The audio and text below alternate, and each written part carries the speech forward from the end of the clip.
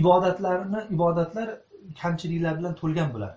Alloh taolo namoz o'qishlik, ro'za tutishlik, e'tikof qilishlik, Qur'oni Karimni tilovat qilishlik, zikr qilishlik, tasbih qilishlikni tavfiqini ato qildi. Lekin bu ibodatlardan qaysi ibodatni ko'rsangiz ham u kamchiliklarga to'lib yotgani ko'zingizga tashlanadi. Biz nima namozni o'qilish kerak bo'lgan tarzda o'qidikmi? Biz namozni deylar qanchalik xushu bo'lish kerak bo'lsa, o'shanchalik xushuni biz namozda hosil qilardikmi? Yoki qanchalik fikr bizda namozimizda bo'lish kerak bo'lsa, o'shanchalik fikrni biz hosil qilardikmi? Namozda a'zolarimiz, javorihlarimiz qanchalik huzuda turishi kerak bo'lgan bo'lsa, o'shanchalik huzu bizda bo'ldimi? Xushu bilan huzu nima farqi bor? Xushu qalbda harakatsizligi, huzu badanda harakatsizligi. Ya'ni bizni javorihlarimizda qanchalik huzu bo'lish kerak bo'lsa, o'shanchalik huzuni biz hosil qilardikmi? Vaqti bo'lmagandan keyin ma'nosi shu ekanki, bizning namozimiz demak kamchiliklarga to'lyapti ekan. Yoki ro'za tutaydi, lekin ro'zani qanchalik tutish kerak bo'lsa, o'shanchalik tutaldikmi? Qanchalik kamol ro'zada bo'lish kerak bo'lsa, o'sha kamol bizda bo'ldimi? Tilovat qilayotgan bo'lsa, tilovatni haqqini biz ado qildikmi? Huruflarni qanday ado qilish kerak bo'lsa, harflarni o'shanday ado qilardikmi? Yoki biz aytib turgan alfozlarimizga, lafzlarimizga e'tibor qaratishimiz kerak edi. O'shanda e'tibor qarataldikmi? Demak, bundan ma'lum bo'ldiki, ibodatlarimiz hammasi kamchiliklarga to'la ekan. Endi bitta yo'li shuki, ma'yus bo'lib, noumid bo'lib odam o'tirish kerak.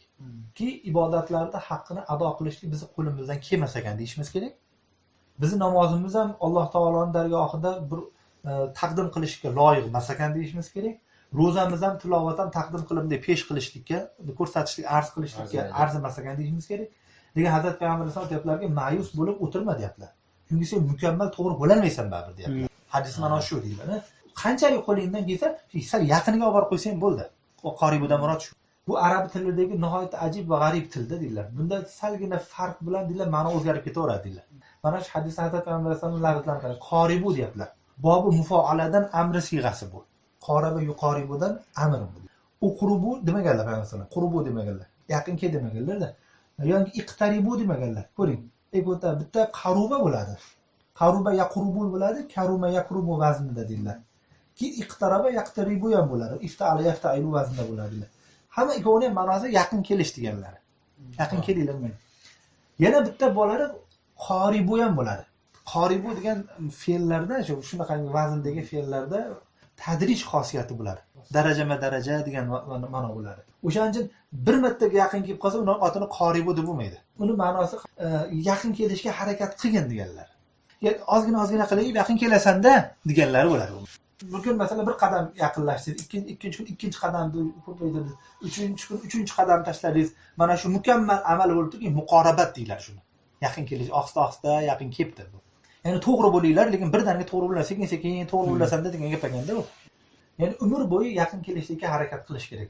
O'shanda Hazrat Payg'ambar alayhisolom aytadilar, qoribu deyapti. Ya'ni tadrijan yaqin kelishga harakat qiling deyaptilar. Qadam tashlashni boshlang, hatto yaqiniga yetib borasanki. Mana shu lafzda darhaqiqat bir ishkolning javobi bor. U ishkol shuki, bu hadisdan ma'lum bo'ladiki, ham har qancha harakat qilganimizda ham baribir to'g'ri bo'lolmas ekanmiz. Vaqtiki to'g'ri bo'lolmaganimizdan keyin to'g'ri bo'lish degan fikrni tashlashimiz kerak ekanda. Buni javobiga mana shu lafzda aytayaptilarki, tamom umr qarib yaqin kelishlikka harakat qilaverasan. To'g'ri bo'lishlikka harakat qilaverasan deganlar. To'g'ri bo'lolmassan, lekin yaqin kelasan baribir. To'g'ri bo'lishga yaqin kelasan. O'shaning uchun mana shu harakatda tashlavermaslik kerak. Sizdan talab qilinayotgan turgan narsa harakat qilish talab qilingan. Sizdan natija talab qilinmagan. U hosil masalan aytilgan hosilni yetkazadilar, siz vazifangiz, siz harakat qilib terimga chiqaverasiz. U plan to'lmaysiz, ishingiz emas u. Natijani talab qilmaysiz. Natija hosil bo'ldimi, hosil bo'lmadimi? Sen ko'shish qilib, harakat qilib oldinga intilaverasan. Andarin rohmi taroshu mexarosh deydi. Hazrat Rumi aytgan ekanlar, mana shu yo'lda qirilaverasan, chirmaraverasan, todami oxir dami forig'ima boshlagan oxirgi daminggacha ham bo'sh o'tirmaysan lekin degan. Ya'ni umr bo'yi bo'sh o'tirmaysandan biroq umr bo'yi shu fikr, shu g'amda bo'lishiga mabodo xato bo'lib qolmadimikin, buni xatoni qanaqa qilib to'g'rilasam ekan degan tashvishda yurishing kerak. Avvalo qilmaslik, hatto tashvishda bo'lasan, avval qilib qo'ygan bo'lsa, uni tuzatish tashvishda bo'lasan endi. Oxirgi damgacha 1 sekundgacha forig' o'tirmagan. Endi o'shani o'ylamangki, siz ha bo'ldi, hayot qanaqa o'tsa bo'ldi ekan deb qo'ymang lekin. Qanday o'tsa o'taversin demang. Ortiqcha o'zimni isloh qilaman degan fikrim bekorchi gap ekanda degan narsani qilmang. Bu to'g'ri bo'lolmaysan degan gap natija uchun aytadilar Hazrat Payg'ambar alayhisalom. Natijada to'g'ri bo'lolmaysan baribir. Ya'ni to'g'ri bo'lishga harakat qilmagin degan gap emas u. Oxir natijada 100% chiqmaydi baribir natija degan gap bor. Lekin bovujud shunday bo'lsa ham, sen o'zingni harakatingda kamchilik yo'l qo'ymasliging kerak. Chunki bu yo'lda zo'r gap. Chunki bu yo'lda manzil maqsad emas degan ekanlar. Bir manzilga yetib borishligimiz maqsad emas, harakatimiz maqsad. Maqsadim manzilimiz ham o'sha o'zi. Harakat bizning manzilimiz. O'shaning uchun natijaga hech ham parvo qilmang. Balki shu ko'sh harakatda turaverasiz. Bu yerda maqsad shuki odam yuraverish kerak. Ya'ni yurib turib oxiri yara bo'lib ketish kerak. Fa idza farag'ta fansobni ma'nosi bu oyatda Hazrat Payg'ambar alayhisolamga aytilyaptiki, vaqtiki siz deydi. Boshqa ishlardan forig' bo'lsangiz deyapti. Fa idza farag'ta fansob degani boshqa ishlardan forig' bo'lsangiz, endi ibodatda mustahkam turing deb. Dam olishga yo'l qo'ymagan Alloh taolo deyaptilar. Da'vatdan bo'shasiz, ibodatda turing. Dam oling demagan. Forig' bo'lsangiz turing degan.